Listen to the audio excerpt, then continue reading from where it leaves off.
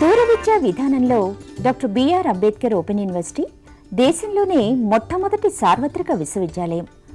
దాదాపు 2.5 దశాబ్దాలుగా దూర విద్యా విధానం ద్వారా కంప్యూటర్ కోర్సును అనుసంధానం చేస్తూ బీఏ, బీకామ్, బీఎస్సీ డిగ్రీ కోర్సులను అందిస్తోంది. పోస్ట్ గ్రాడ్యుయేషన్ స్థాయి, డిగ్రీ, డిప్లొమా స్థాయి కోర్సులను ఔత్సాహికులైన విద్యార్థులకు అందిస్తోంది. డెవలప్మెంట్ స్టడీస్లో centre for economics and social studies ద్వారా ఎంఫిల్, పీహెచ్డీతో పాటు విశ్వవిద్యాలయమే స్వయంగా దూర విద్యా విధాన అంశంపైన పీహెచ్డీ వంటి పరిశోధన కోర్సులు ప్రవేశపెట్టింది. సుమారు 4.5 లక్షల మంది విద్యార్థులు ఈ విశ్వవిద్యాలయం నుంచి ఉన్నత విద్యావకాశాలు పొందుతున్నారు. డాక్టర్ బిఆర్ అంబేద్కర్ సార్వత్రిక విశ్వవిద్యాలయం స్థానికంగా స్వయం బోధనా పద్ధతిలో ముద్రణ రూపంలో రూపొందించిన కోర్స్ మెటీరియల్ అందిస్తోంది. కోర్స్ మెటీరియల్ అధ్యయనానికి సహకరించే విధంగా రేడియో, టెలివిజన్ పాఠ్యాంశాల ఆధారంగా కార్యక్రమాలు ప్రసారం చేస్తోంది. అధ్యయన కేంద్రాల ద్వారా ఏర్పాటు చేసే సలహా సంసర్గ తరగతులు, సైన్స్ ప్రాక్టికల్ సౌకర్యాలు విద్యార్థులకు స్వయం అధ్యయనానికి ఒక చక్కటి అవకాశం. ఇవి విద్యార్థి సమీపంలో ఉండే అధ్యయన కేంద్రం నుంచే పొందొచ్చు.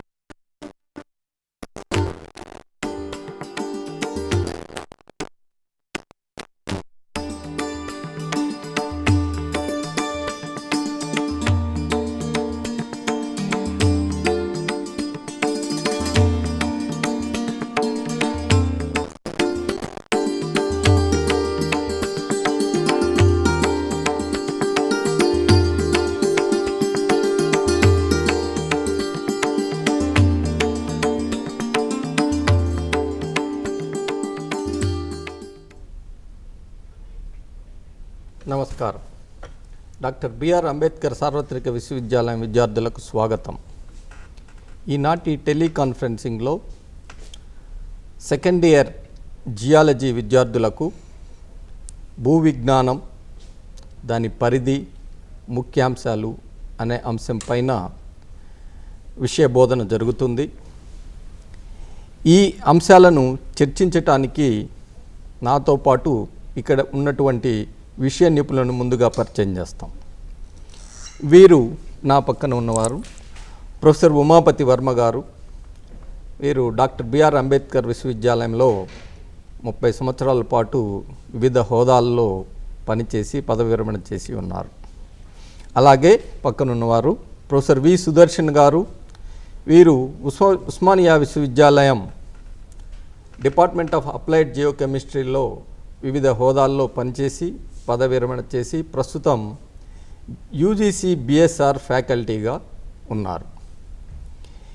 ఈనాటి ఈ చర్చనీయాంశము భూ విజ్ఞాన శాస్త్రం అంటే ఏంటి, దాని పరిధి ఏమిటి, అది ఏ విధంగా వృద్ధిలోకి వచ్చింది, దానిలోని ముఖ్యాంశాలు, అలాగే భూ విజ్ఞాన శాస్త్రానికి ఈ సమాజానికి ఉన్నటువంటి సహసంబంధము, అలాగే ఈ భూ విజ్ఞాన శాస్త్రం చదివిన విద్యార్థులకు ఉన్నటువంటి ఉద్యోగ ఉపాధి అవకాశాలు, వీటన్నిటిపైన కూలశంగా చర్చ జరుగుతుంది. ఈ చర్చలో పాల్గొని విద్యార్థులు వారికి ఏమైనా సందేహాలు ఉన్నట్లయితే ఆ సందేహాలను తీర్చుకోవాలంటే ఇప్పుడు నేను చెప్పబోయే ఫోన్ నంబర్లకి కాంటాక్ట్ చేసి మీరు కూడా ఈ చర్చలో మాతో పాటు పాల్గొని మీ సందేహాలను నివృత్తి చేసుకోవచ్చు. ఇప్పుడు ఫోన్ నెంబర్లు చెప్తాను.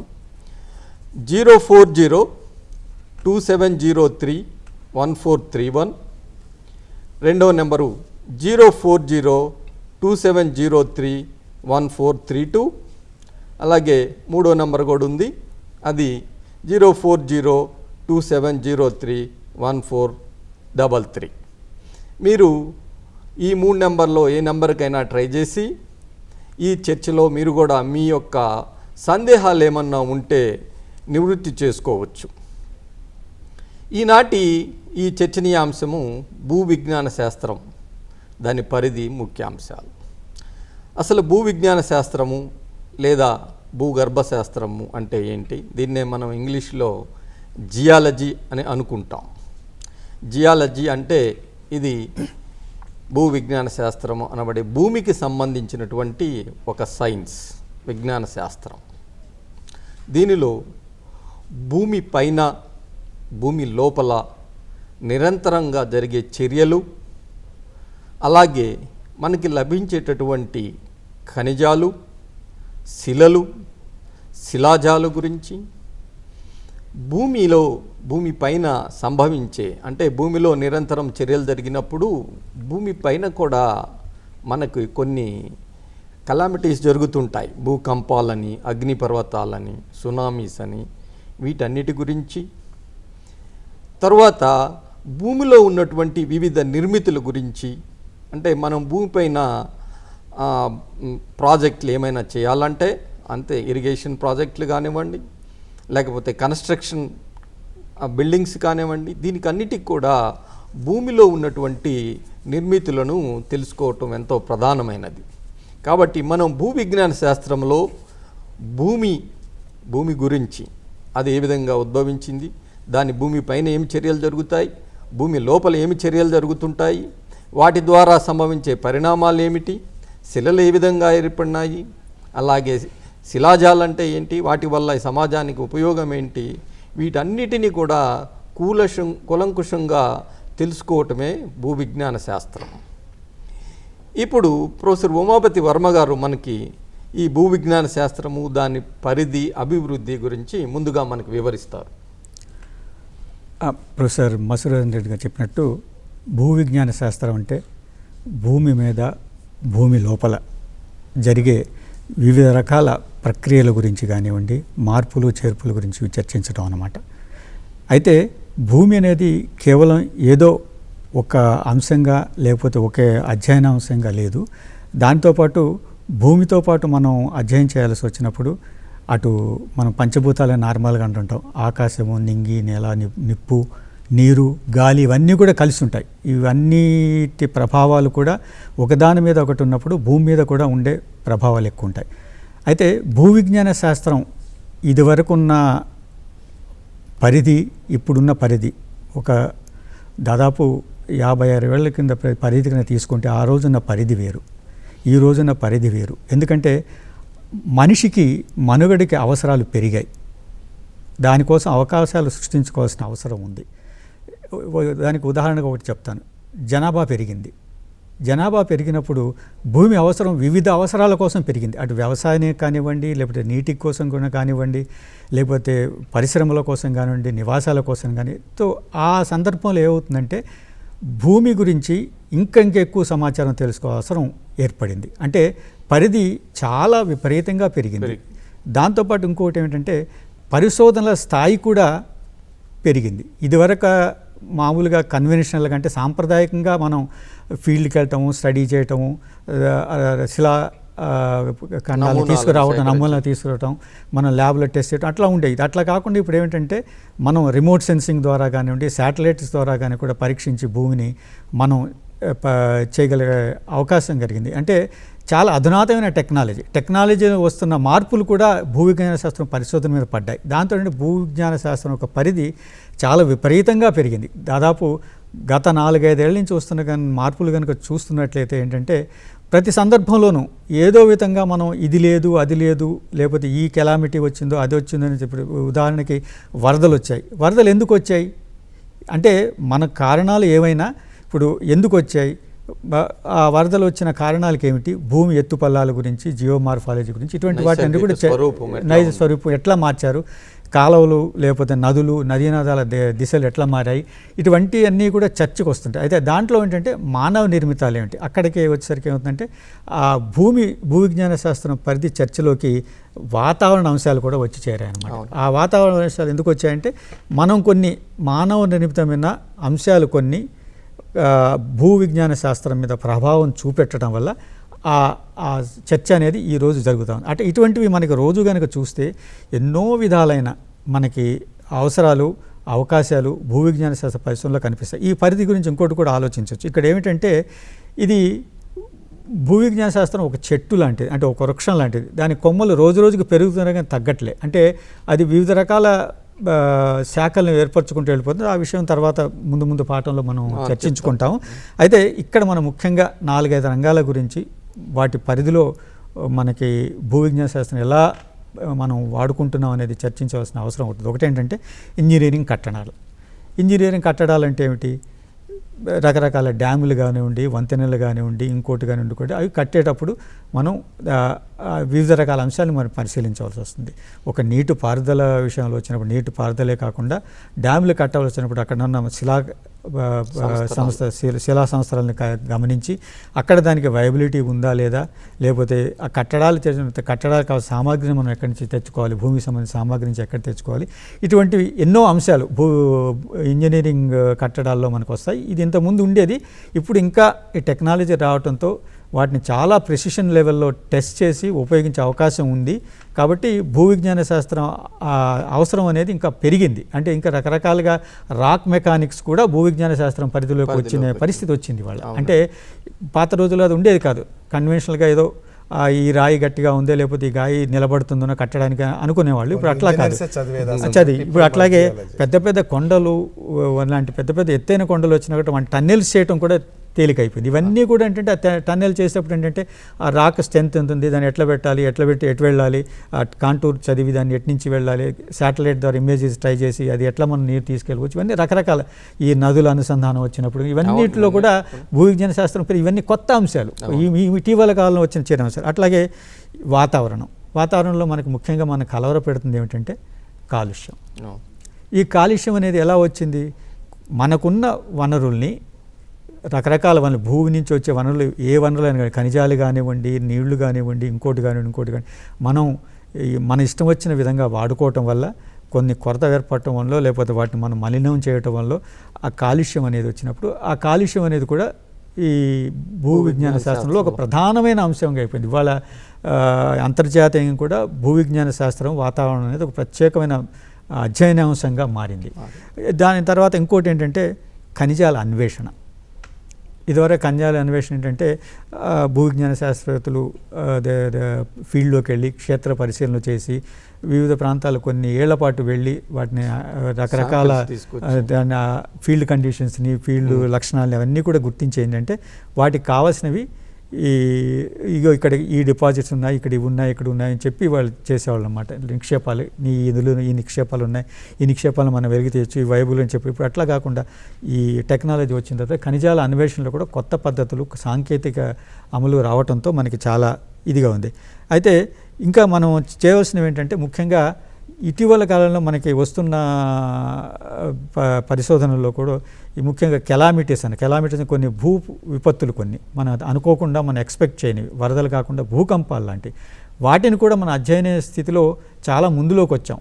ఈ రోజు మనం కరెక్ట్గా మనం ఫలానప్పుడు వస్తుందని చెప్పలేము, లేకపోతే ఇది ఉందని చెప్పలేము. అవకాశాలు ఉన్నాయి, ఈ కదలికలు జరుగుతున్నాయి భూమి లోపల. అంటే భూమిలో ఏంటంటే భూమికి అది ఎప్పుడు కదులుతూ ఉంటుంది.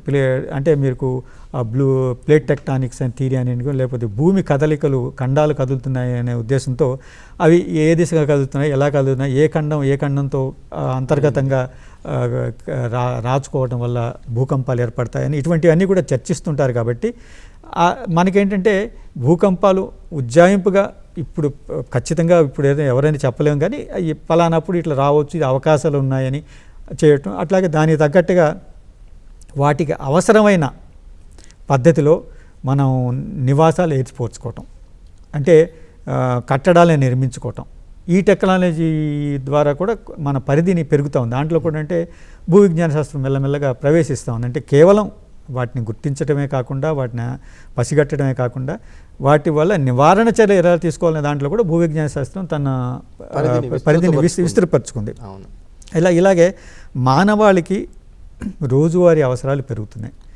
అవసరాలు ఎన్ని పెరిగినా చివరికి అతను డిపెండ్ కావాల్సింది భూమి మీదే. ఏదొచ్చినా భూమి నుంచే రావాలి. కాబట్టి మానవ సమాజంతో కూడా భూమికి చాలా దగ్గర సంబంధం ఏర్పడింది. నివాసాలు ఏర్పరచుకోవడం దగ్గర నుంచి అడవులు, నదీనదాలు, లేకపోతే జలాశయాలు, ఇటువంటి అన్నీ కూడా మన కొత్త నాగరికతలు ఏర్పడుకోవడం కానీ, కొత్త ఆవాసాలు ఏర్పరచుకోవడం కోసం కూడా ఇటువంటివన్నీ కూడా అధ్యయనం చేయాల్సి వస్తుంది. ఇవన్నీ కూడా కలిసి ఏమవుతున్నాయంటే మన దేశ ఆర్థికాభివృద్ధికి తోడ్పడుతున్నాయి. దేశ ఆర్థికాభివృద్ధిలో తోడ్పడటం వల్ల ఏమవుతుందంటే ఆ దేశ ఆర్థికాభివృద్ధి దృష్టిలో పెట్టుకొని కొన్ని అంశాలు వచ్చి మనకి భూ విజ్ఞాన శాస్త్రం గురించి ఇవి చెప్తే బాగుంటుంది ఇవి చెప్తే బాగుంటుంది అనే సూచనలు వచ్చినప్పుడు దాన్ని ఏంటంటే ఆర్థిక భూవిజ్ఞాన శాస్త్రంలో మనం ఏంటంటే వాటిని అధ్యయనం చేసి ఈ ఆర్థికంగా దేశం సమాజము ఇంకా ఎదగాలి, అభివృద్ధి చెందాలి, ఇంకా ముందుకు వెళ్ళాలి అంటే ఈ రకంగా చేస్తే బాగుంటుంది, ఈ చేస్తే ఎకనామికల్గా ఉంటుంది, ఆర్థికంగా ముందుకెళ్తామనే ఉద్దేశంతో చెప్తా ఉన్నారు. అందుకనే ఈ శాఖలు కూడా ఏంటంటే ఒరిజినల్గా ఉన్న శాఖలు కాక వివిధ రకాల కొత్త బ్రాంచులు అవన్నీ కూడా అంటే అనువర్తిత బ్రాంచెస్ అంటారు అనమాట. అప్లికేషన్ ఓరియంటెడ్ బ్రాంచెస్ చాలా డెవలప్ అవుతున్నాయి, చిన్న చిన్న బ్రాంచెస్ డెవలప్ అయ్యి భూవిజ్ఞాన శాస్త్రం ఇంకా ముందుకు తీసుకొస్తున్నాయి. అయితే ఇంకా రాను ఇంకా ఈ టెక్నాలజీ చాలా విస్తృత పరిధిలో మారుతున్నందువల్ల ఈ భూవిజ్ఞాన శాస్త్ర పరిధి అనుకుంటా అపరిమితంగా పెరిగే అవకాశాలు ఉన్నాయి. ఎందుకంటే ప్రతిదీ మానవుడు, సమాజము, దేశము ఆధారపడాల్సింది భూ విషయాల మీదనే. కాబట్టి ఆ విషయంలో పరిధి ఇంకా పెరుగుతుందని మనం చెప్పాలి. ఇది ముఖ్యంగా మనం ఈ సందర్భంలో చర్చించుకోవాలి. ఇక్కడ చర్చించుకుని ఇదేనండి. ప్రొఫెసర్ ఉమాపతి గారు వివరించినట్లు భూ విజ్ఞాన శాస్త్రం యొక్క పరిధి ఒక ఖనిజాన్వేషణకే కాకుండా ఈ ఖనిజాలను ఉపయోగించుకోవటంలోనూ మానవాళి యొక్క అవసరాలు ఎలా పెరుగుతున్నాయి, జనాభా పెరగటం వల్ల వాళ్ళ అవసరాలు తీర్చగలిగే స్థాయిలో భూమి, దాని సహజ వనరులు ఏ విధంగా ఉన్నాయి, వాటి వల్ల కొత్తగా వచ్చిన అంశాలు, కొత్తగా చేర్చబడిన అంశాలు ఏమేంటివి అనేది మనకి ప్రొఫెసర్ ఉమాపతి గారు వివరించారు. అలాగే మనకి మౌలికంగా ఇప్పుడు భూ విజ్ఞాన శాస్త్రం చూస్తే మౌలికంగా కొన్ని అంశాలు ఉన్నాయి. అనువర్తిత సంబంధం అంటే ప్యూర్ సబ్జెక్ట్లోకి వచ్చేసరికి కొన్ని అంశాలను చర్చిస్తాము, అప్లైడ్ ఆస్పెక్ట్స్ వచ్చేసరికి కొన్ని అంశాలను చర్చిస్తాం. మనం ప్యూర్ ఆస్పెక్ట్స్లోకి ఉండేటటువంటి ప్రధాన విభాగాలు వాటి గురించి మనకి ఇప్పుడు ప్రొఫెసర్ సుదర్శన్ గారు వివరిస్తారు. ఇప్పుడు ఇంతకుముందే వర్మ గారు చాలా చక్కగా వివరించారు మీకు. ఈ భూ విజ్ఞాన శాస్త్రం పరిధి అనేది రోజు రోజుకు పెరుగుతుంది అనేది. దాన్ని బట్టి మనకు ఎన్నో కొత్త రకాలైన బ్రాంచెస్ కూడా ఈ భూ విజ్ఞాన శాస్త్రంలో మనకి వస్తున్నాయి.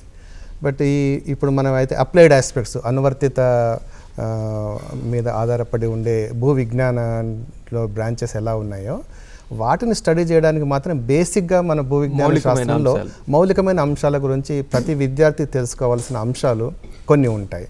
సో ఈ అంశాలన్నిటినీ మనం చదివే అంశాన్ని బట్టి ఈ భూ విజ్ఞాన శాస్త్రాన్ని వివిధ శాఖలుగా విభజించడం జరిగిందనమాట. ఉదాహరణకి ఫిజికల్ జియాలజీ, భూమిపైన మనం ఎర్త్ ఫ్యూచర్స్ గురించి చదివే ఆస్పెక్ట్స్ని అన్నిటినీ మనం ఫిజికల్ జియాలజీలో చేర్చడం జరిగింది. అలాగే ముఖ్యమైన భూ విజ్ఞాన శాస్త్రంలో ఒక ముఖ్యమైన విభాగం ఏంటంటే శిలాశాస్త్రము. మన ప్రకృతిలో 3 రకాలైన శిలలు మనకు ఉన్నాయి. ఇగ్నియస్ రాక్స్ అని, సెడిమెంటరీ రాక్స్ అని, మెటమార్ఫిక్ రాక్స్ అని. వీటినే మనం అగ్నిశిలలు, అవక్షేప శిలలు, రూపాంతర శిల అని అంటాం. అయితే మనం ఏ భూ విజ్ఞాన శాస్త్ర విభాగానికైనా ఇవి మనకు బేసిక్గా మనకు ఉపయోగపడే విజ్ఞానము ఈ శిలాశాస్త్రం ద్వారా మనం నేర్చుకోవాల్సిన అవసరం ఉంటుంది. అందుకని మొత్తం భూమిపైన ఉండే అన్ని రకాల శిలను గురించి చెప్పే ఈ శాస్త్రాన్ని మనం పెట్రాలజీ అంటాము, దీన్నే శిలాశాస్త్రం అని అంటాము. అలాగే ప్రతి శిలలో కొన్ని మినరల్స్ అనేటివి ఉంటాయి. ఈ మినరల్స్ గురించి చదివే శాస్త్రాన్ని మనం మినరాలజీ అంటాము అన్నమాట. అలాగే దీనికి సంబంధించిన క్రిస్టలోగ్రఫీ అనే ఒక శాస్త్రం కూడా ఉంది. అయితే స్ఫటిక శాస్త్రం అంటారు. ఖనిజ రేణువుల గురించి, ఖనిజ స్ఫటికాల గురించి తెలిపే శాస్త్రాన్ని మనం క్రిస్టలోగ్రఫీ అంటాము. అలాగే స్ట్రక్చరల్ జియాలజీ అనేది ఇంకొక ముఖ్యమైన శాస్త్రం మన భూ విజ్ఞాన శాస్త్రంలో. ఎందుకంటే వివిధ రకాలైన నిర్మితుల గురించి తెలిసే శాస్త్రం. ఎందుకంటే ఈ స్ట్రక్చరల్ జియాలజీకి మనకు భూమిలో ఉండే ఖనిజ సంపదను తెలుసుకోవడానికి ఉపయోగపడే శాస్త్రానికి చాలా దగ్గర అవినాభావ సంబంధం ఉంటుంది. కాబట్టి ఒక ముఖ్యమైన శాస్త్రం ఇది భూ విజ్ఞాన శాస్త్రంలో స్ట్రక్చరల్ జియాలజీ అనేది చాలా ముఖ్యమైనది. కాబట్టి ఇంజనీరింగ్ జియాలజీ చాలా ప్రధానమైన ఇంజనీరింగ్ జియాలజీ. ఇంతకుముందే మనకు వర్మ గారు చెప్పారు, ఇంజనీరింగ్ జియాలజీ మనం డ్యామ్స్ కట్టాలన్నా, టన్నల్స్ కట్టాలన్నా మన భూ విజ్ఞాన శాస్త్రం అనేది చాలా ఉపయోగపడుతుంది. ఈ భూ విజ్ఞాన శాస్త్రంలో ఈ స్ట్రక్చరల్ జియాలజీ, వివిధ రకాల నిర్మితుల గురించి మనం తెలుసుకోవడం అనేది చాలా ముఖ్యమైన అంశము. ఎందుకంటే ఈ వివిధ రకాలైన నిర్మితుల గురించి మనకు ఇంజనీరింగ్ జియాలలో ఉపయోగపడుతుంది, అలాగే ఖనిజ శాస్త్రంలో కూడా మనకు ఉపయోగపడుతుంది. వివిధ రకాలైన మినరల్స్ వివిధ రకాలైన నిర్మితులలో నిక్షిప్తమై ఉంటాయి. అది వెలికి తీయడానికి ఈ స్ట్రక్చరల్ జియాలజీ మనకు చాలా దోహదపడుతుంది. అలాగే ఎకనామిక్గా మనకి ఉపయోగపడే ఖనిజాలు, తర్వాత వివిధ రకాల శిలలు ఉన్నాయి. వీటి గురించి మనం ఎకనామిక్ జియాలజీలో మనం చదువుతాం అన్నమాట. అన్ని రకాల శిలలు, ఖనిజాలు మనకి. ఎందుకంటే భూ విజ్ఞాన శాస్త్రంలో ఫైనల్గా మనకి ఎకనామిక్గా ఎంతవరకు ఉపయోగపడుతున్నాయి ఈ శిలలు, సమాజానికి ఎంతో ఉపయోగపడుతున్నాయి, వివిధ రకాలైన పరిశ్రమల్లో ఉపయోగించే ఖనిజాలు ఉన్నాయి. వీటన్నిటిని మనము ఎకనామిక్ జియాలజీలో చదువుతాము. అలాగే ఇంతకుముందు వర్మ గారు చెప్పారు మినరల్ ఎక్స్ప్లోరేషన్ అనేది ఒక నిజంగా అది ఈ మధ్యలో చాలా అడ్వాన్స్ అయిన భూ విజ్ఞాన శాస్త్రానికి సంబంధించిన బ్రాంచ్ అది. ఎందుకంటే మన భూ విజ్ఞాన శాస్త్రంలో ఫైనల్ ఆస్పెక్ట్ ఏంటంటే మనం దేశంలో ఉన్న ఖనిజ సంపదని వెలికి తీయడానికి మనం ఉపయోగిస్తాము. దాంట్లో వివిధ రకాలైన పద్ధతులను మనం ఉపయోగిస్తాము. రిమోట్ సెన్సింగ్ లాంటి పరిశ్రమ, భూ రసాయన శాస్త్ర పద్ధతులను, భూ భౌతిక శాస్త్ర పద్ధతులను, భూ విజ్ఞాన శాస్త్ర పద్ధతులను, ఈ పద్ధతులన్నీ మనం క్రోడీకరించి దేశంలో ఉన్న ప్రకృతిలో ఉన్న ఖనిజ సంపదను ఎలా వెతకాలి, ఎలా వెతికి పట్టుకోవాలి, ఎలా వాటిని వెలికి తీయాలి అనే అంశాలన్నింటినీ మన మినరల్ ఎక్స్ప్లోరేషన్లో మనం చదువుతాము. అలాగే మనకి ఇంతకుముందే వర్మ గారు మనకు చెప్పారు ఎన్విరాన్మెంటల్ ఆస్పెక్ట్స్. ఇప్పుడు పొల్యూషన్ అనేది ఒక ముఖ్యమైన అంశము, అలాగే వాతావరణ పరిస్థితులు అనేది ఇంకొక ముఖ్యమైన, క్లైమేట్ చేంజెస్ అని అంటే ఈ మధ్యలో ప్రపంచమంతా అదొక పెద్ద సబ్జెక్ట్ అయిపోయింది. క్లైమేట్ చేంజెస్, పొల్యూషన్ అనేది ప్రపంచమంతా ఒక సమస్య అయిపోయింది ఈరోజు. వీటన్నిటినీ మనం చదివేది ఎన్విరాన్మెంటల్ జియాలజీ అనేది కూడా ఒక సపరేట్ బ్రాంచ్గా ఎంతో ఎదిగింది ఈ ఇందులో. ఇలాగా ఎన్నో బ్రాంచెస్ మనకి కొత్త బ్రాంచెస్ వస్తున్నాయి. తర్వాత హైడ్రోజియాలజీ మన ముఖ్యమైన అంశము. భూమిలో ఉండే నీటిని మనకు అందరికీ తెలుసు, నీటి ఉపయోగము, నీటి అవసరం ఎంత ఉంటుందో. అది భూగర్భంలో నిక్షిప్తమై ఉన్న నీటిని వెలికి తీయడానికి, తర్వాత నదులలో ఉండే నీటిని చదవడానికి హైడ్రోజియాలజీ అనేది ఒక చాలా ముఖ్యమైన అంశము. వీటి ఆస్పెక్ట్స్ అన్నీ మనం హైడ్రోజియాలజీలో చదువుతాము. ఇలాగ రకరకాల బ్రాంచెస్, ఇంతకుముందు వర్మగారు చెప్పినట్టు ఈ పరిధి అనేది ఒక లిమిట్గా ఇన్నే బ్రాంచెస్ అనేది మన సమాజానికి కావాల్సిన అవసరాలను బట్టి మనం చదివే ఆస్పెక్ట్స్ని బట్టి మనం ఒక దాన్ని ఒక బ్రాంచ్గా మనం డెవలప్ చేసుకుంటూ సపరేట్గా దాన్ని చదువుతున్నాము. అల్టిమేట్గా సొసైటీకి ఉపయోగపడే అంశాలు ఎన్నో ఉన్నాయి మనకి ఈ భూ విజ్ఞాన శాస్త్రంలో. వీటన్ని అంశాలన్నీ మనం వివిధ రకాల బ్రాంచెస్లో మనం చదువుతూ ఉంటాము. వీటిలో కొన్ని ముఖ్యమైనవి నేను ఇప్పుడు చెప్పాను, మిగిలినవి కొన్ని మన మధుసూదన్ రెడ్డి గారు చెప్తారు. సుదర్శన్ గారు మనకి ఇప్పుడు మౌలికమైనటువంటి కొన్ని విభాగాల గురించి వివరించారు. ఇవి మినరాలజీ అని, పెట్రాలజీ అని, general geology, structural geology, economic geology అని, ఇంకా కొన్ని విభాగాలు మనకి చాలా ప్రధానమైనవి ఉన్నాయి. ఏమిటంటే మనకి ఫస్ట్ నుంచి కూడా ఈ నాగరికత వృద్ధిలోకి వచ్చే కొన్ని కూడా భూమి ఎప్పుడూ కూడా ఒక సెన్సేషనల్ ఇష్యూగా ఉంది. సైన్స్లో కూడా భూమి అనేది ఎట్లా ఉద్భవించింది, దాని తర్వాత దీని మీద ప్రాణులు ఎలాగా అవతరించినాయి, తర్వాత మనిషి ఎలా ఉద్భవించాడు, ఇవన్నీ కూడా మనిషికి ఎప్పటికప్పుడు ఒక సమస్యలు, వాటిని మళ్ళీ శోధించాలి ఇలా అనుకుంటూ ఉన్నప్పుడు ఈ జియాలజీ సబ్జెక్ట్లో కూడా చాలా మార్పులు జరగటం జరిగింది. ఆ జరిగినప్పుడు భూమి యొక్క హిస్టరీ అంటే గతించిన కాలంలో ఏం జరిగింది, భూమి ఎట్లా మార్పులకు గురైనది, భూమి ఏ విధంగా ఉద్భవించింది, దీన్ని తర్వాత ఏ ప్రాంతాలు ఏ కాలాల్లో ఇవి ఏర్పడినాయి, భూమిలో మనకి శిలా విన్యాసాలు, వాళ్ళ శిలా సమస్తరాలు నిక్షేపణ ఏ విధంగా జరిగింది అనే దాన్ని ఏ కాలాల్లో జరిగింది అనేది. అలాగే ఒక ముఖ్యమైన అంశం ఏంటంటే శిలల్లో మనకి కనిపించేటటువంటి ఈ జంతువుల యొక్క అవశేషాలు, శిలాజాలు అంటాం వీటిని మనం. ఈ శిలాజాలను ముఖ్యంగా మనం నాగరికతను కూడా పరిశీలించినట్లయితే కాపర్ ఏజ్ అని, బ్రాంజ్, ఐరన్ ఏజ్ ఇట్లాగా మనకు ఉద్భవించినప్పుడు ఖనిజాలకు అన్వేషణ జరగటం, ఈ ఖనిజాల అన్వేషణలో మనకి ఈ జంతువుల యొక్క గుర్తులు కనిపించటం శిలల్లో. ఇది ఏమిటి అంటే ఇవి శిలాజాలు అని, ఈ శిలాజాలనే మనం పేలియాంటాలజీ అనుకుంటాం. ఈ పేలియాంటాలజీ మళ్ళీ చదవటం బిగిన్ చేసిన తర్వాత అసలు డార్విన్ సిద్ధాంతం, థియరీ ఆఫ్ ఆర్గానిక్ ఎవల్యూషన్ ఎట్లా జరిగింది అనేది కూడా మనకి శిలల యొక్క వయసు ఈ ఆర్గానిక్ ఎవల్యూషన్కి ఎంతో కూడా సంబంధం ఉంది.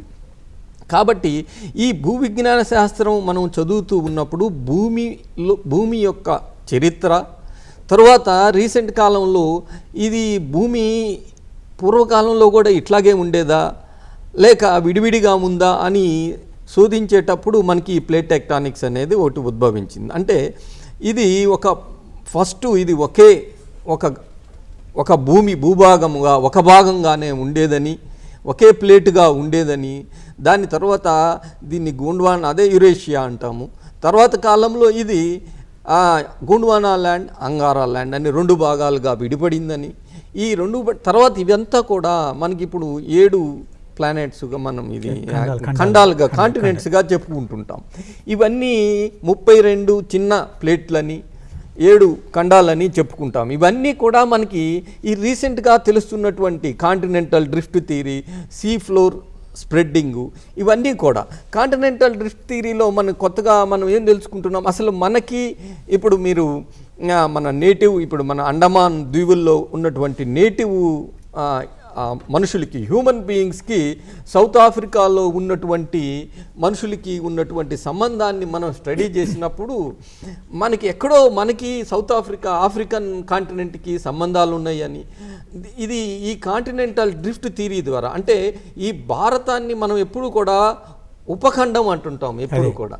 దీనికి ఒక స్పెషల్ సిగ్నిఫికెన్స్ ఉంది. ఈ ఉపఖండం అనేది మనం ఆఫ్రికన్ కాంటినెంట్ నుండి విడిపడి అది ఏ విధంగా చెలిస్తూ ముందుకు వచ్చి ఇది ఏషియన్ కాంటినెంట్తో కొలిజన్ జరిగి, ఈ కొలిజన్ జరిగిన తర్వాత ఏర్పడినటువంటి హిమాలయ పర్వతాలు, ఇవన్నీ కూడా మనకి కాంటినెంటల్ డ్రిఫ్ట్ అనేది, ఇవన్నీ కూడా మనకి ఇప్పుడు కొత్తగా మనకి బాగా వస్తున్నటువంటి అంశాలు తెలుసుకోవాల్సిన. అలాగే పేలియో క్లైమేట్ అనేది మనకి అసలు వాతావరణం ఇలాగే ఉందా, ఇంతకు ముందు ఎలా ఉంది, భూమి ఉద్భవించినప్పుడు 4600 మిలియన్ సంవత్సరాల క్రితం ఎలా ఉంది వాతావరణం, ఇప్పుడు ఎలా ఉంది వాతావరణం, దీన్ని మనం స్టడీ చేసుకుంటే అలాంటి శిలలను మాత్రం పరిశీలించినప్పుడు మాత్రమే మనకి ఈ వాతావరణంలో ఏ విధమైన మార్పులు చెందినాయి. ఇప్పుడు మనం గ్లోబల్ వార్మింగ్ చెప్పుకుంటూ ఉన్నాం, ఇలాంటి ఫినామినా ఇంతకు ముందు ఉందా, తర్వాత ఇప్పుడు పర్వతాలు స్తబ్దతగా ఎందుకున్నాయి, ఒకప్పుడు పర్వతాలు ఎంత యాక్టివ్గా ఉన్నాయి, అలాంటి యాక్టివ్గా పర్వతాలు ఉన్నటువంటి వాతావరణ పరిస్థితులు ఏంటివి, అది పేలియో క్లైమేట్, అప్పుడు ఉన్నటువంటి జీవులు ఏ విధంగా ఉండేవి, దాన్ని తట్టుకొని ఎన్ని రకాల జీవులు నిలబడ్డాయి, ఎన్ని రకాల జంతువులు అది అంతరించిపోయాయి. ఇప్పుడు మనం డైనోసార్స్ అంటాం, డైనోసార్స్ అనేవి మనకి జురాసిక్ పీరియడ్లో విపరీతంగా ఉండేవి, అవి తర్వాత అంతరించిపోయినాయి. అంటే భూమి మీద జరిగే ఈ మార్పులు, ఈ కలామిటీస్ వల్ల అంతరించిపోయినాయా, లేకపోతే వాటిలో భౌతికంగా వాటి బాడీలో జరిగిన వాటి వల్ల, లేకపోతే ఏదైనా వ్యాధుల వల్ల అంతరించిపోయినాయా, ఇవన్నీ కూడా మనకి అలాంటి క్లైమేట్ని మనం చదివటానికి కూడా భూవిజ్ఞాన శాస్త్రం ఎంతో దోహదకారిగా ఉంటుంది. అయితే ప్రధానంగా మనం ఇప్పటి వరకు చూస్తుంది ఏంటంటే భూవిజ్ఞాన శాస్త్రాన్ని ఖనిజాల అన్వేషణలోను, తర్వాత భూగర్భ జలాల అన్వేషణలోను, హైడ్రోకార్బన్స్, పెట్రోలు, గ్యాసు అన్వేషణలోను ప్రధాన అంశంగా ఈ భూమి లోపటి అంశాలను, భూమిలో జరిగిన మార్పులను, వాటన్నిటిని స్టడీ చేస్తూ ఇలాంటి నిక్షేపాలు, మన వనరులు, సహజ వనరులు, భూమిలో దొరికేటటువంటి సహజ వనరులు ఏ ప్రాంతంలో ఉన్నాయి, వాటి యొక్క జియలాజికల్ టైం ఏంటి, అంటే ఏ కాలంలో అవి నిక్షిప్తమై ఉన్నాయి, అవి ఆర్గానిక్ నిక్షేపాలా, ఇనార్గానిక్ నిక్షేపాలా, వీటన్నిటిని కూడా తెలుసుకోవాల్సిన మనకు అవసరం ఏర్పడుతుంది. ఇదంతా కూడా మనకి భూ విజ్ఞాన శాస్త్రంలోనే. అలాగే ఈ న్యాచురల్ హెజార్డ్స్ అంటాం, కెలామిటీస్, ప్రొఫెసర్ వర్మ గారు చెప్పినట్టు, ఇవి వరదలు రావటము, సునామీస్, ఎర్త్క్వేక్స్, వల్కానిక్ ఎరప్షన్స్ అని, ల్యాండ్ స్లైడ్స్ అని, సబ్సిడెన్స్డ్ అని, ఎసిడిఫికేషన్ ఆఫ్ సాయిల్స్, ఇవన్నీ కూడా ఇప్పుడు సబ్జెక్ట్ ఆఫ్ ఇంట్రెస్ట్ అన్నమాట. ఇప్పుడు మనకి ఓన్లీ మినరాలజీ, పెట్రాలజీ చదువుకోకుండా ఇవన్నీ కూడా దీని యొక్క పరిధి విస్తృతం పరుచుకొని వీటన్నిటినీ కూడా తెలుసుకోవాల్సిన పరిస్థితులు భూ విజ్ఞాన శాస్త్రంలో ఏర్పడుతున్నాయి. అల్టిమేట్గా మనం జియోటెక్నానికల్ ఇష్యూస్ అంటాం. ఇవన్నీ జియోటెక్నానికల్ ఇష్యూస్ అంటే ఇప్పుడు మనం ఏర్పాటు చేసుకునేటటువంటి కన్స్ట్రక్షన్, మానవుడికి ఉపయోగకరంగా ఏది చేసినా కూడా మనం ఏం చేస్తున్నాము, నేచర్ని డిస్టర్బ్ చేస్తున్నాము. ఆ నేచర్ని డిస్టర్బ్ చేసేటప్పుడు కలిగేటటువంటి మార్పులు, దాన్ని ఏ విధంగా మనము నివారణ చర్యలు తీసుకోవచ్చు, ఏ విధమైన చర్యలు తీసుకుంటే తక్కువ డ్యామేజ్ తోటి మనం బయటపడతాము, ఇలాంటి అంశాలన్నీ కూడా మనకి భూ విజ్ఞాన శాస్త్రంలో చేరుతూ వస్తున్నాయి. ఇవన్నీ కూడా మనం ఒక అప్లైడ్ ఆస్పెక్ట్స్గా మనం వీటన్నిటినీ తెలుసుకుంటున్నాం. అయితే మన విద్యార్థులకు ఇవాళ ముందుగా ప్రొఫెసర్ వర్మ గారు భూగర్భ జలాలు, వాటి అన్వేషణ, వాటి నాణ్యత, అవి ఎక్కడెక్కడ ఉపయోగాలు, దానివల్ల ఉపయోగాలు పరిశ్రమలు తాగటానికి ఏ విధంగా ఉన్నాయి, అలాగే నాణ్యత మనకి భూగర్భ జలాల వల్ల కూడా కొన్ని న్యాచురల్ పొల్యూషన్ ఉన్నాయి. అలా అవి మన రాష్ట్రంలో ఏ ప్రాంతాల్లో అలాంటి సర్కమ్స్టెన్స్ ఉన్నాయి, వాటిని ఏ విధంగా కంట్రోల్ చేసుకోవచ్చు, గ్రౌండ్ వాటర్ అనే అంశం పైన ప్రొఫెసర్ ఉమాపతి వర్మ గారు మనకి వివరిస్తారు. మధుసూదన్ రెడ్డి గారు చెప్పినట్లు భూ విజ్ఞాన శాస్త్రం విషయంలో చాలా అంశాలు మనం ఇవాళ చర్చించుకోవాల్సిన అవసరం ఉంది. ఎందుకంటే ముఖ్యంగా ఈ భూగర్భ జలాలని అన్వేషించటం కానీ, వాటిని అంచనా వేయటం కానీ, వాటిని ఎలా నిలబెట్టుకోవటం అనేది కానీ చేయాల్సి వచ్చినప్పుడు ముఖ్యంగా మనం ఆలోచించింది ఏమిటంటే అది ఒక విధంగా అనువర్తిత భూ విజ్ఞాన శాస్త్రం కిందకి వస్తుంది, అప్లైడ్ ఆస్పెక్ట్ కింద వస్తుంది అన్నమాట. ఎందుకు నీరు ప్రధానమైంది ఇవాళ అంటే అది రాను రాను చాలా తక్కువ అయిపోతూ ఉంది. అంటే మన అవసరాన్ని మించి వాడుతున్నాం. అదిగాక మన చుట్టూ దాదాపు ఉన్న నీటిలో 75% నీరే ఉన్నా, ఎక్కువ శాతం సముద్రాల్లోనూ వాటిలోనూ ఉన్నాయి. కాబట్టి మనం వాడుకోవటానికి వీలు లేకుండా ఉంది. అది దీనికోటి ఏంటంటే మనం ఎప్పుడు చూసినా భూమి కనుక మనం చూసినట్లయితే 4 ఆవరణాలు మనకు కనిపిస్తాయి. ఇవన్నీ ఒకదానితో ఒకటి ముడిపట్టి ఉండటం వల్ల ఈ భూగర్భ జలాల మీద కూడా దీని ప్రభావం చూపిస్తున్నాయి. ఏంటంటే వాతావరణం, శిలావరణం, జలావరణం, తర్వాత జీవావరణం. ఈ 4 ఆవరణాలు ఒకదానితో ఒకదాని మీద ఒకటి ఆధారపడేట్టు ఉండటం వల్ల, ఒకదాని అవసరం ఒకదానికి ఉండటం వల్ల ఈ భూగర్భ జలాల మీద ఒత్తిడి ఎక్కువ పడుతూ ఉంది. జీవావరణంలో ఏంటంటే మనుషులు కానీ జంతువులు కానీ వాటి పాపులేషన్ పెరిగినప్పుడు, లేకపోతే వాటి అవసరాలు పెరిగినప్పుడు, వాటికి కావలసిన అవసరాల కోసం, కొత్త అవసరాల కోసం వెతుకులాట మొదలుపెట్టినప్పుడు ఒత్తిడి నీటి మీద పడుతుంది. మీకు ఏ నాగరిక సమాజాన్ని చూసుకున్నా నీటి పక్కన, నీటి సరస్సుల, నీటి నదుల పక్కనే నాగరికతలు వెల్లివిశాయి. అందుకనే ఎక్కడికి వెళ్ళి మనిషి జీవించాలన్నా ముందు నీరు ముఖ్యం అనేది అవసరం అన్నమాట. అయితే అట్లాగే వాతావరణం ఎందుకు? అది మనకున్న వాతావరణం ఒకటి వేరే ఉండేది. ఇప్పుడు ఏంటంటే మనం కొన్ని తప్పిదాలు చేయటం వల్ల, మనం చేస్తున్న పొరపాట్ల వల్ల వాతావరణం కూడా కలుషితమయ్యి, ఓజోను పొర లాంటివి డిస్టర్బ్ అయ్యి ఆ ఎఫెక్ట్ కూడా మీద పడతా ఉంది. ఎందుకంటే వర్షం పడినా కూడా ఏంటంటే ఇంటెన్సిటీతో పడిపోతాయి, 1-2 గంటలు పడి వెళ్ళిపోతాయి. మళ్ళా ఇదివరకు ఏంటంటే ఆ spells over the year spread అవుతుంది. ఎందుకంటే వాతావరణంలో సమతుల్యత అనేది ఉండేది. ఇప్పుడు ఆ సమతుల్యత ఎప్పుడైతే లోపించిందో దాని ఎఫెక్టు ఇప్పుడు మనకు ఒక విధంగా ఈ భూమి మీద పడే, వర్షం రూపంలో పడే నీటి మీద కూడా పడతా ఉంది. అలాగే ఈ శిలావరణాల్లో కూడా ఏంటంటే ఏ శిలలు నీటిని లోపలికి పంపించగలవు, ఏవి పంపించలేవు, ఎక్కడ అనువుగా భూగర్భ జలాలకి అవకాశం ఉంటుంది, ఇవన్నీ కూడా అవి చెప్తాయన్నమాట. ఇక జలావరణం అంటే బయోస్ఫియర్ మనం ఇందాకే చెప్పుకున్నాం. సరే, ఇవన్నీ ఆలోచించినప్పుడు ఏంటంటే భూగర్భ జలాలు ఏమిటంటే భూమి లోపలికి ఇంకిన జలాలని మనం భూగర్భ జలాలు అని అంటాం. అయితే ఇదివరకు ఏంటంటే భూగర్భ జలాలు కూడా ఆ శిలా ప్రాంతాలను బట్టి, శిలలను బట్టి అవి లోపల వెళ్ళి నిక్షిప్తం అవటం జరుగుతుందన్నమాట. అవి ఏమిటంటే మనం ఎక్కువ కాలం కనుక వాటిని ఎక్కువ స్థాయిలో వినియోగిస్తే అవి తగ్గిపోయినప్పుడు ఆ ఒత్తిడి బాగా మనకు కనిపిస్తుంది. ఏంటంటే ఈ భూమి మీద ఉండే జలాలేమో ఆవిరికి వెళ్ళిపోవటం, లేకపోతే రనాఫ్గా వెళ్ళిపోవటం, మనం ఈ కట్టడాలు, నగర ప్రాంతాల్లో అయితే కట్టడాలు అవి నిర్మించడం వల్ల వెళ్ళి సరాసరి డ్రైనేజీల్లోకి వెళ్ళిపోవటం, ఇవన్నీ జరుగుతూ ఉంటాయి. అయితే భూమి లోపల ఉండే జలాలు వాటికి కాలుష్యం ఉందా లేదా అనేది కూడా ఇవాళ రేపు మనం ఆలోచించవలసిన పరిస్థితిలో ఉంది. అంటే ఆ కాలుష్యం కూడా కొంతవరకు మనమే తోడ్పడుతున్నాం. అది ముఖ్యంగా ఏంటంటే 2 రకాలు ఉంటాయి. ఒకటంటే మనుషులుగా మనం కల్పించిన కాలుష్యాలు కొన్ని అయితే సహజ సిద్ధంగా శిలల నుంచి, వాటి ఖనిజాల నుంచి వచ్చే ఇవి కొన్ని ఉంటాయి. దాంట్లో ఏంటంటే ఫ్లోరైడ్ కంటెంట్ ఒకటి ఉంది. జియోజెనిక్ సోర్సెస్ అంటాం వాటిని.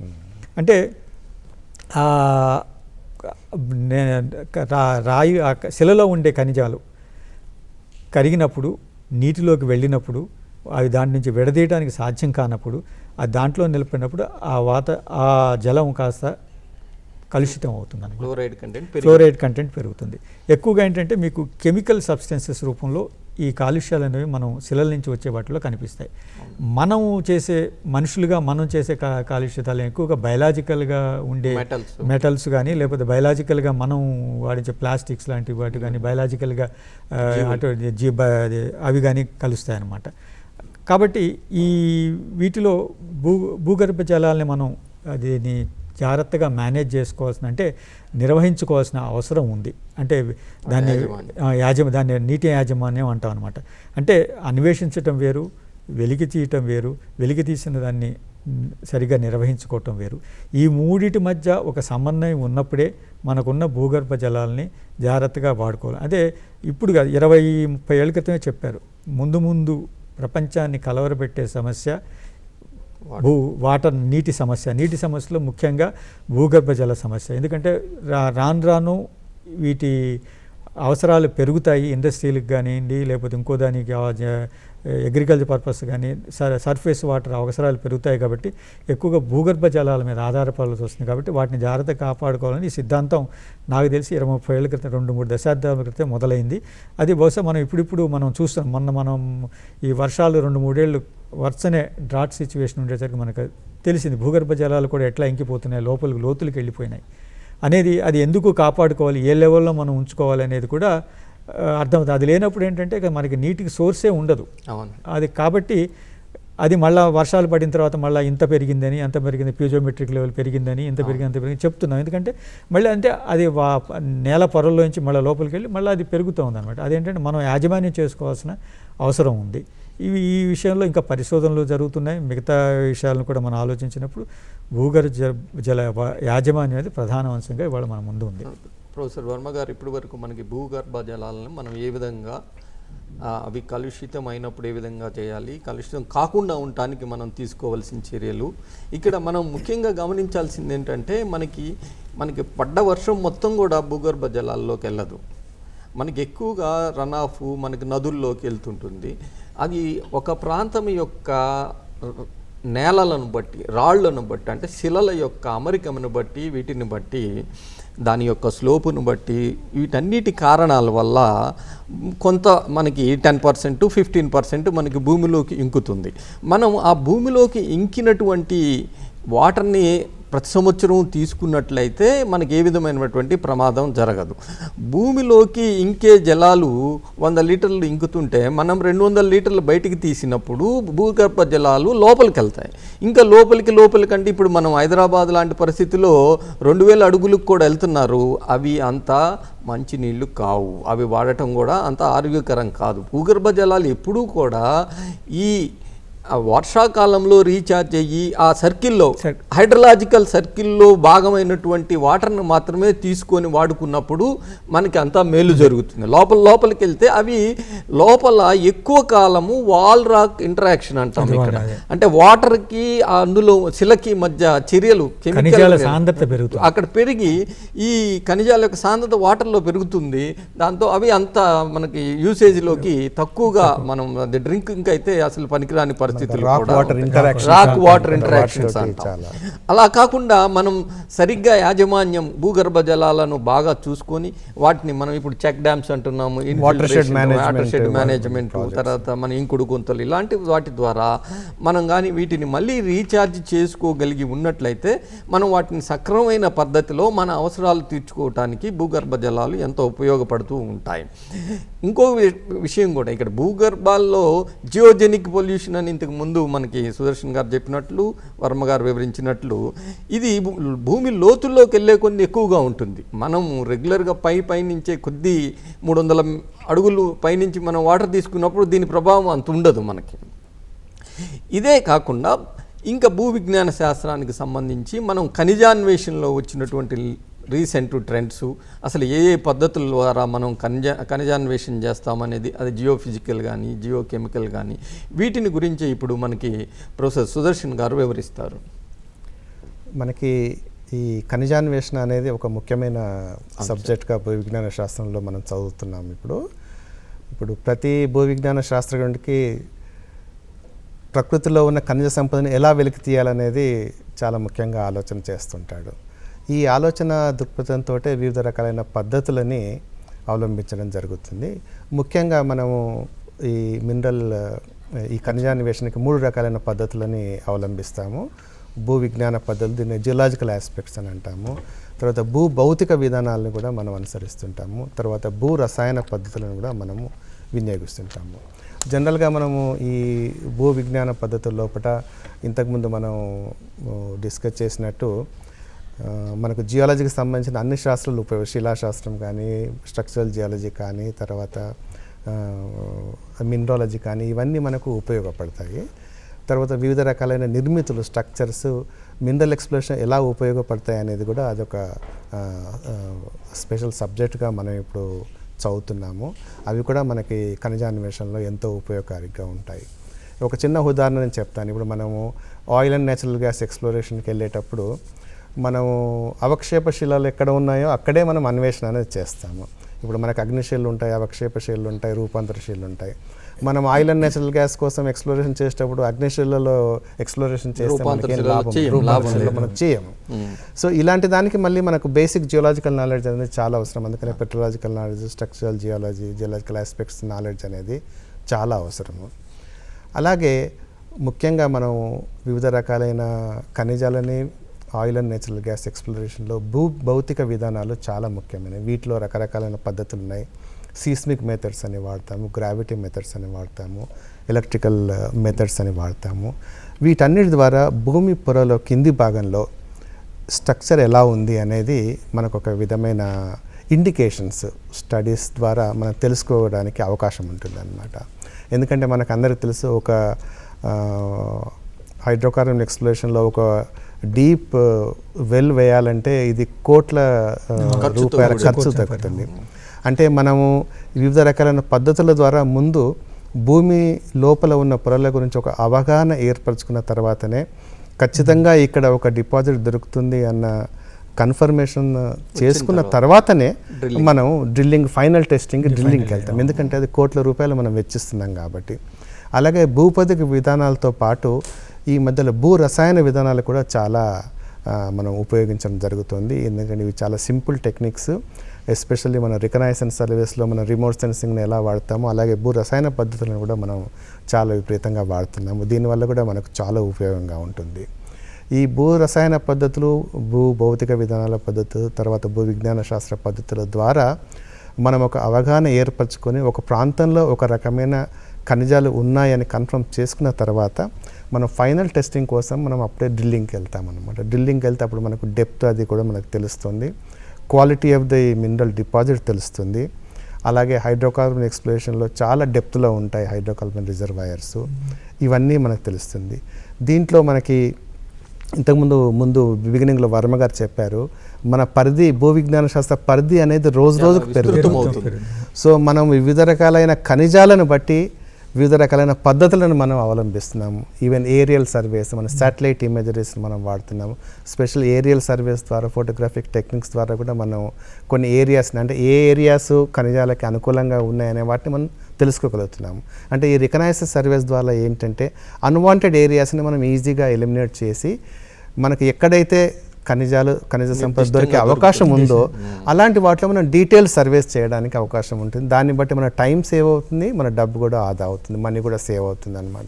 ఇలాగ ఎన్నో రకాల పద్ధతులను మనం ఉపయోగిస్తున్నాము. ఈ ఉపయోగించే పద్ధతులు కూడా ఇంతకుముందు వర్మ గారు చెప్పిన రోజుకి కొత్త పద్ధతులు వస్తున్నాయి మన భూ విజ్ఞాన శాస్త్రంలోకి. కొత్త పద్ధతులు, టెక్నాలజీ పెరిగిన కొద్ది కొత్త పద్ధతులు, వివిధ రకాలైన ఇన్స్ట్రుమెంట్స్ వస్తున్నాయి.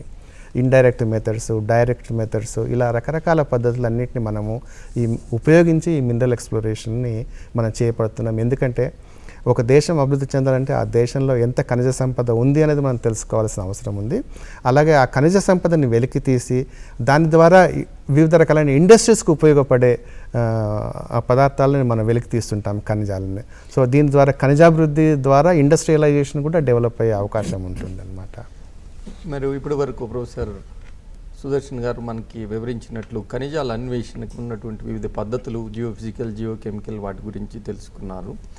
ఇప్పుడు మనం ఈ జియాలజీకి ఇతర కోర్ సైన్సెస్కి ఉన్నటువంటి సంబంధాలను మనం ఇంటర్ రిలేషన్షిప్స్ని మనం గమనించినట్లయితే భూ విజ్ఞాన శాస్త్రానికి ఫిజిక్సు, కెమిస్ట్రీ, అంటే మనం జియోఫిజికల్ సర్వేలు చేయాలంటే ఫిజిక్స్కి సంబంధించిన దానికి సంబంధించిన నాలెడ్జ్ని మనం అనుసంధానించాల్సి ఉంటుంది. అలాగే కెమిస్ట్రీ, జియోకెమిస్ట్రీ, మినరల్స్, ముఖ్యంగా మనకి మినరల్స్ దాని యొక్క కెమికల్ కాంపోజిషను, రాక్స్లో ఉండేటువంటి ఇంపార్టెంట్ మినరల్స్, ఇవన్నీ చదవాలంటే దీనికి కొంచెం మనకి కెమిస్ట్రీ రసాయన శాస్త్రానికి సంబంధించిన అంశాలు కూడా ఎంతో అనుబంధంగా ఉంటాయి. అలాగే మనం ఈ పేలియాంటాలజీ అంటే శిలల్లో ఉన్నటువంటి శిలాజాల యొక్క చరిత్ర, వాటి యొక్క జీవుల ఉద్భవము, వీటన్నిటిని మనం చదువుకోవాలంటే కొంచెం మనకి ఈ botany, zoology knowledge, biology knowledge కూడా ఎంతో అవసరం.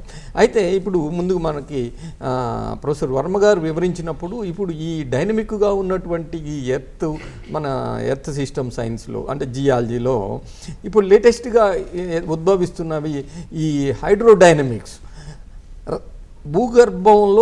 భూగర్భ జలాలు కానివ్వండి, అలాగే ఈ పెట్రోలు, గ్యాసు సంబంధించినవి ఏ విధంగా వాటి మూమెంట్ ఎట్లా ఉంటుంది, హైడ్రోడైనమిక్స్, ఇది కూడా తెలుసుకోవాల్సిన అవసరాలు ఉన్నాయి.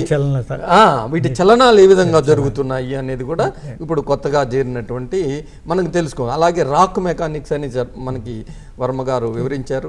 ఇలాగా ఇతర జియో టెక్నాలజీ అంటే మొత్తం ఇక్కడ సివిల్ ఇంజనీరు, జియాలజిస్టు కలిగితేనే అది జియో టెక్నాలజీ అవుతుంది.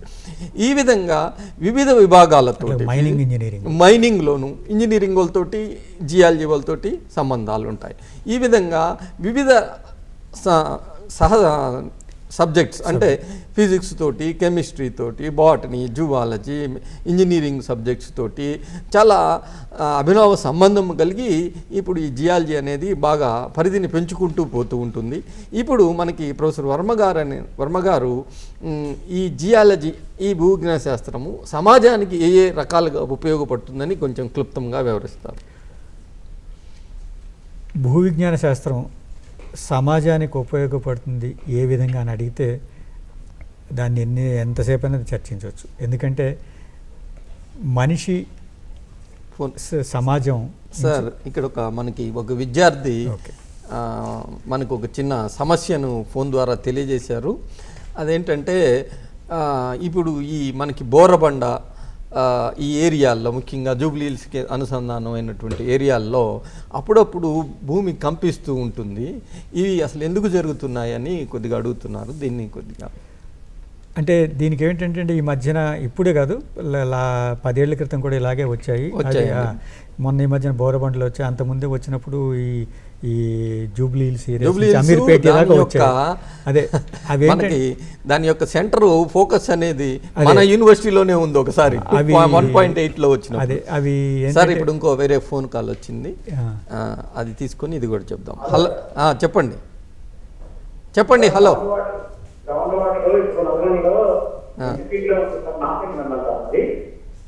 ఎన్ని ఫీట్లలో దొరుకుతుందనా? హలో,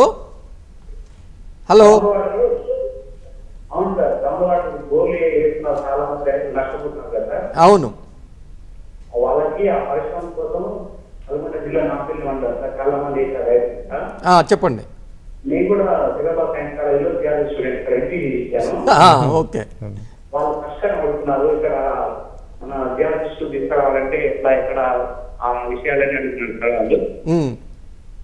దాని గురించి మనకు గవర్నమెంట్ పరంగా జియాలజిస్ట్ ఉంటారా సార్? వాళ్ళు ఉంటే వాళ్ళని కలవడానికి మనం ఎక్కడ వాళ్ళకి చెప్తారా?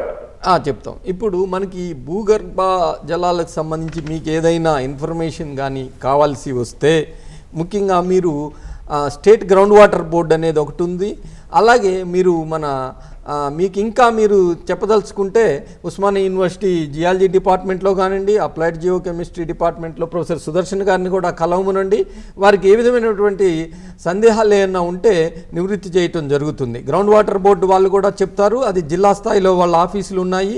మీకు ఇంకా అనువుగా మీకు కావాలంటే మీరు ఈ విశ్వవిద్యాలయాలు, జేఎన్టీయూలో కూడా దీనికి సంబంధించింది ఉంది. ఉస్మానియా విశ్వవిద్యాలయంలో ఉంది, కాకతీయ విశ్వవిద్యాలయంలో ఉంది. దీనిలో భూ విజ్ఞాన శాస్త్రం యొక్క అధ్యాపకుల్ని కలిసినట్లయితే మీ సమస్యకి కొంత నివారణలు, దానికి సొల్యూషన్స్ చెప్తారు. ఇందాక మీకు బోరబండలో జరుగుతున్నవి అడిగారు. మనకి బోరబండలో ఈ ట్రీమర్స్ ఎక్కువగా మనకి జూబ్లీ హిల్స్ ప్రాంతంలోని దానికి అనుబంధంగా ఉన్నటువంటి ఏరియాల్లో భూమిలో జరిగేటటువంటి భౌతికమైనటువంటి మార్పుల వల్ల ఈ మనం చేసే పెద్ద పెద్ద బ్లాస్టింగ్స్ ఇవి మనం అన్ని చేస్తున్నాం. మన కన్స్ట్రక్షన్కి సంబంధించి చేయటం వల్ల, మనం ఈ బోర్హోల్స్, డీప్ బోర్హోల్స్ వేయటం వల్ల భూమిలో చిన్న చిన్న మార్పులు జరిగినప్పుడు మనకి ట్రీమర్స్ వస్తున్నాయి. మనము మన హైదరాబాద్ రీజియన్ మనకి ఏ విధంగానూ అంత ప్రమాదకరమైన స్థాయిలో భూకంపాలు వచ్చే స్థితిలో లేదు. మనం సురక్షితమైన ప్రాంతంలోనే ఉన్నాం కాబట్టి ఇలాంటి చిన్న చిన్న ట్రీమర్స్ అప్పుడప్పుడు వస్తాయి ఈ భూమిలో జరిగే సహజమైన మార్పుల ద్వారా. కాబట్టి మనకేం అంత ప్రమాదకర స్థాయిలో లేము, మన కన్స్ట్రక్షన్స్ అన్నీ కూడా బాగానే ఉన్నాయని తెలియజేయటమైంది. ఇప్పుడు సుదర్శన్ గారు భూ విజ్ఞాన శాస్త్రంలో చదువుకున్న విద్యార్థులకి వచ్చేటటువంటి ఉద్యోగాలు, గవర్నమెంట్ ఉద్యోగాలు కానివ్వండి లేకపోతే ప్రైవేట్ ఉద్యోగాలు, వాటి యొక్క ఎలా ఉంది అనేది తెలియజేస్తారు. సార్ మళ్ళీ ఫోన్ వచ్చింది. హలో హలో ఓకే, భూ విజ్ఞాన శాస్త్రానికి సంబంధించిన ఉద్యోగ అవకాశాలు ఎలా ఉంటాయో చెప్పండి. ఏ విద్యార్థికైనా ఒక కోర్స్ చేస్తున్నప్పుడు ఆ కోర్సుకు సంబంధించి ఉద్యోగ అవకాశాలు ఎలా ఉన్నాయనేది తెలుసుకోవాలని తపన పడుతుంటారు. ఇప్పుడు ఇది ముఖ్యంగా మనం అంబేద్కర్ ఓపెన్ యూనివర్సిటీ విద్యార్థుల కోసం ఉద్దేశించిన ఇది అయినప్పటికీ ఇది జనరల్గా అందరికీ ఉపయోగపడుతుంది. అయితే ఈ కోర్స్ చదివితే మనకు ఉద్యోగ అవకాశాలు ఎలా ఉంటాయి? ముందుగా డిగ్రీతో బీఎస్సీ చదివిన విద్యార్థులకి హలో చెప్పండి సార్. చెప్పండి. మా ఏరియా వెస్ట్ గోదావరి. చెప్పండి. ఇక్కడ ఈ ఏరియాలో అసలు ఒక ఏరియాలో కొన్ని సంవత్సరాల వరకు అసలు గ్రౌండ్ వాటర్ ఉండేది కాదు. అవును. కానీ సడన్ గా ఒక 40 సంవత్సరాల తర్వాత ఎటువంటి గ్రౌండ్ వాటర్ పడిందంటే అసలు ఎవరు ఊహించలేదు, అంత గ్రౌండ్ వాటర్ పడింది. అవును. ఈ ఎంత డ్రిల్ ఎంత లోపలికి వేసినా, బోర్ ఎంత లోపలికి వేసినా కూడా ఆ వాటర్ ఆ రోజుల్లో రాలేదు. ఒక 35-40 ఇయర్స్ తర్వాత వచ్చింది. అవును. మీ దగ్గర ఇలాగా రావడానికి గల కారణాలు ఏంటి అంటే సార్? అంటే ఇక్కడ ఉన్న ఇదేమిటంటేనండి, నార్మల్గా నదులు కానివ్వండి, లోపల నేల లోపల ఉండే భూమి పొరల్లో దారులు కూడా మారుతుంటాయి. ఎందుకంటే నదులు కూడా వాటి దిశలను కూడా కొన్ని సందర్భాలు కొన్ని ఏళ్ల తరబడి, అంటే కొన్ని సంవత్సరాలు, వేల సంవత్సరాలు, మిలియన్ సంవత్సరాలు మారుతూ ఉంటాయన్నమాట. అది వాటిని ఏంటంటే బరీడ్ ఛానల్స్ అని కూడా అంటారు. పాత ఛానల్స్ అవి కప్పుబడిపోయి కొత్త దారులు ఏర్పడుతున్నప్పుడు ఉంటాయన్నమాట. అట్లాగే గ్రౌండ్ వాటర్ కూడా ఏంటంటే అంతకు ముందు ఉన్న ఛానల్స్ ఏమైనా క్లోజ్ అయిపోయి ఉండాలి. అయిపోయినప్పుడు ఏమిటంటే అది మళ్ళీ ఏమైనా పక్కన ఒత్తిళ్ళ వల్ల లేకపోతే నీళ్లు ఎక్కువ పట్టడం వల్ల దాంట్లోకి మళ్ళీ వాటర్ వచ్చి ఉండాలి. లేదంటే మనం చేస్తున్న పైన భూమి మీద చేస్తున్న చర్యల వల్ల, లేకపోతే చేస్తున్న ఎక్స్ప్లోరేషన్, లేకపోతే తవ్వకాల వల్ల, వాటి వల్ల కూడా కొత్తగా క్రియేట్ అయినా అయ్యి ఉండాలి. అదేదైనా లింక్ ఎక్కడ మిస్ అయింది అనుకోండి కలవటం, అది కలిసినప్పుడు ఆటోమేటిక్గా నీరు అటు కనుక గ్రేడియంట్ ఉంటే అటు వచ్చేస్తాయి నీరు. ఇవి ముఖ్యంగా అంటే మనం అవి అప్పుడు లోకల్గా వచ్చినప్పుడు అవి ఎంతకాలం ఉంటాయని కూడా మనం దాన్ని స్టడీ చేసి, అధ్యయనం చేసి, శాస్త్ర సాంకేతిక పరంగా చెప్తే కానీ మనం చెప్పలేం ఏరియాని చూసేది. ముఖ్యంగా ఏంటంటే బరీడ్ ఛానల్స్ ఏమైనా మళ్ళీ ఓపెన్ అయ్యి ఉండొచ్చు, లేకపోతే ఏమైనా ఈ రిజర్వాయర్స్ అయినా దరిదాపుల్లో కానీ ఏమన్నా కొత్త కన్స్ట్రక్షన్ అయినప్పుడు కూడా గ్రౌండ్ వాటర్ మూవ్మెంట్ దాన్ని రీఛార్జ్ అయ్యి జరిగి ఉండొచ్చు అండి. అది ప్రత్యక్షంగా ఆ ఏరియాని పర్యవేక్షించినప్పుడు, అక్కడ సర్వే చేసినప్పుడు ఇవన్నీ తెలుస్తుంటాయి. మేము ఇప్పుడు సాధారణంగా జరిగే అంశాలను మాత్రమే వివరించగలం. ఇప్పుడు సమయం దగ్గరకు వస్తుంది, అందుకని మనం తొందరగా ఒకసారి రివ్యూ చేసుకుందాము మనకు ఉద్యోగ అవకాశాలు ఎలా ఉన్నాయి విద్యార్థులకు అనేది. ఇప్పుడు మనకు గవర్నమెంట్ సెక్టర్లో చూస్తే మనకి జియోలాజికల్ సర్వే ఆఫ్ ఇండియా అనేది ఒక ప్రీమియర్ ఆర్గనైజేషన్ ఉంది. దీంట్లో దాదాపు ప్రతి సంవత్సరం 200 మంది జియాలజిస్టులను రిక్రూట్మెంట్ చేస్తున్నారు. ఎంఎస్సి, పీజీ జియాలజీ ఉన్న వాళ్ళకి, అలాగే ఎర్త్ సైన్స్ సబ్జెక్ట్స్లో పీజీ ఉన్న వాళ్ళందరికీ దీంట్లో ఎలిజిబిలిటీ ఉంటుంది.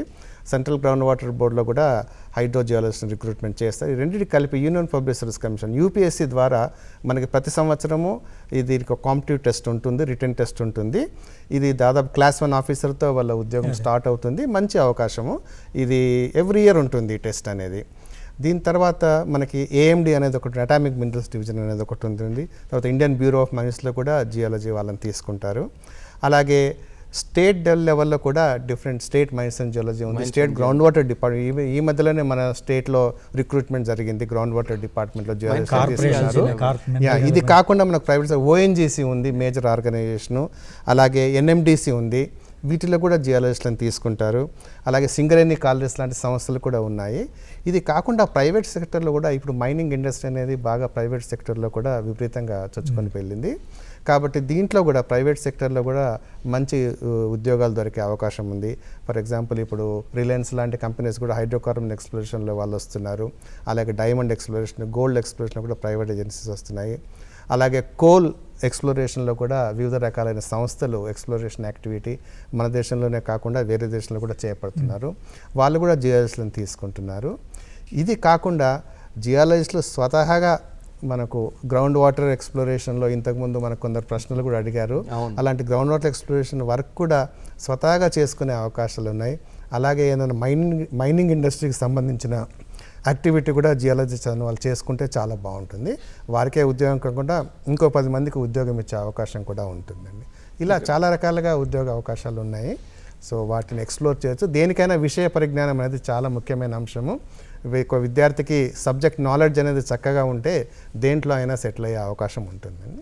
ఇప్పుడు ప్రొఫెసర్ వర్మ గారు కొంచెం దీనికి అయితే ఇప్పుడు మారుతున్న పరిస్థితుల్లో భూవిజ్ఞాన శాస్త్రం అధ్యయనాలతో పాటు సమాజంలో దానికి కావాల్సిన అవకాశాలని కల్పించడం, అంటే మనం సహజ వనరులు, మన భూమి నుంచి లభించే వివిధ రకాల వనరుల్ని ఎలా వాడుకోవాలి, వాటిని మనం ఎలా చేసుకోవాలని ఒక ప్రణాళికాబద్ధంగా వెళ్ళగలిగినట్లయితే ముఖ్యంగా ఎందుకు చెప్తున్నానంటే ఇప్పుడు వస్తున్న సాంకేతిక విప్లవంలో ఈ వెల్లువలో ఈ భూవిజ్ఞాన శాస్త్రం కూడా చాలా విపరీతంగా ప్రభావితం కాబట్టి దాని విస్తృతికి, దాని అవకాశాలకి, దానికి సంబంధించిన వివిధ రకాల పరిశోధనలకి అవకాశాలు పెరుగుతున్నాయి. అటు విద్యార్థులకి అవకాశాలు కనిపిస్తాయి, సమాజంలో మానవుడికి కావాల్సిన చక్కటి భవిష్యత్తుని కల్పించడానికి భూవిజ్ఞాన శాస్త్రం పనిచేస్తుంది. ఎందుకంటే భూమి అనేది మనిషికి ప్రాథమికమైంది. దాన్ని మనం జాగ్రత్తగా చూసుకుని జాగ్రత్త కాపాడగలిగితే మనం 10 కాలాల పాటు ఎన్ని సంవత్సరాలైనా చక్కగా మానవాళి నివసించడానికి అవకాశం ఉంటుంది. మనం ఇప్పటి వరకు ఈ భూవిజ్ఞాన శాస్త్రము, దాని పరిధి, అనువర్తనాలు, దానిలో చర్చించేటువంటి ముఖ్య అంశాలు, ఇది సమాజానికి ఏ విధంగా ఉపయోగపడుతుందని, తర్వాత ఈ ఖనిజాన్వేషణలో, భూగర్భ జలాల వెలికితీతలో, దీని యాజమాన్యంలో భూవిజ్ఞాన శాస్త్రం యొక్క పాత్రని, అలాగే భూవిజ్ఞాన శాస్త్రం చదువుకున్నటువంటి విద్యార్థులకు ఉన్నటువంటి అవకాశాలను, వీటన్నిటిని గురించి ఈరోజు మనం చర్చించుకున్నాము. ఈ చర్చలో నాతో పాటు పాల్గొన్న ప్రొఫెసర్ ఉమాపతి వర్మ గారికి, అలాగే ప్రొఫెసర్ సుదర్శన్ గారికి డాక్టర్ బిఆర్ అంబేద్కర్ యూనివర్సిటీ తరపున, నా తరపున ధన్యవాదాలు తెలియజేస్తున్నాను.